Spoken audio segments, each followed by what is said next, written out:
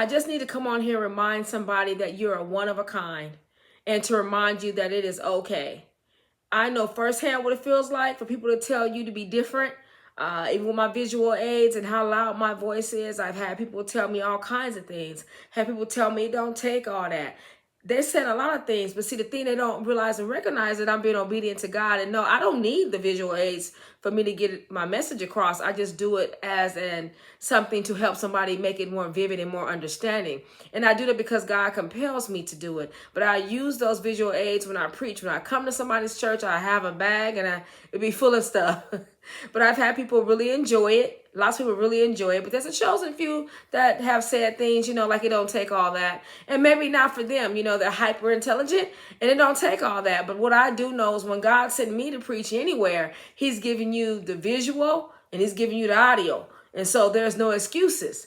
And so, hey, I appreciate God for letting me be unique and helping me do it my way. And I know some people else, use visual aids, and that's okay because God deal with us how he deal with us.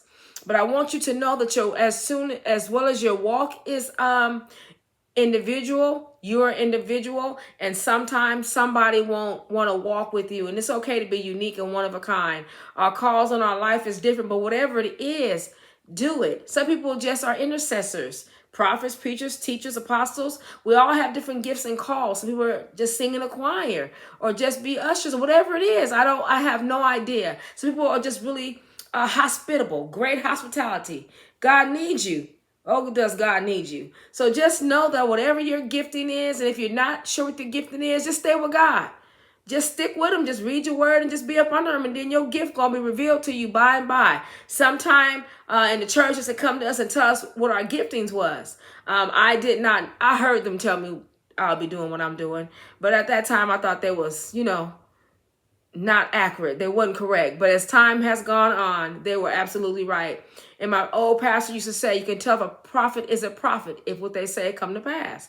That's all you got to do. You don't got to worry about it, dwell on nothing. If they were a real prophet, it is going to come to pass.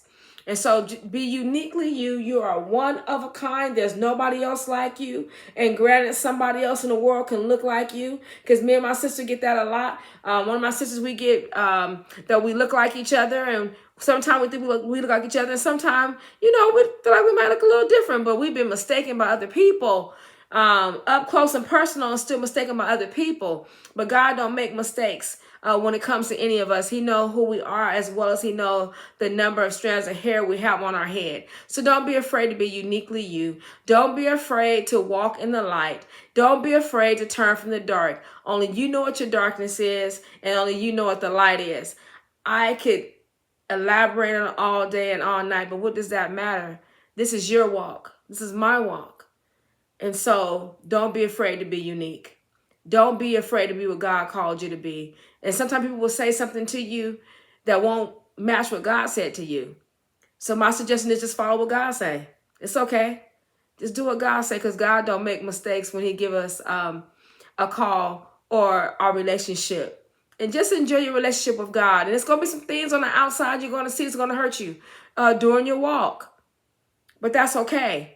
Try your best to keep your thoughts above and not beneath. Try to keep your eyes on your own self-life.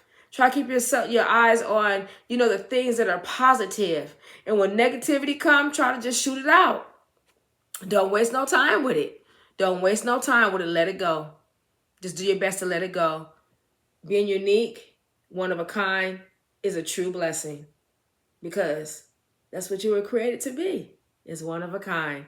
Even when we look like our family, we have some characteristics like our family. We do a few things like somebody else.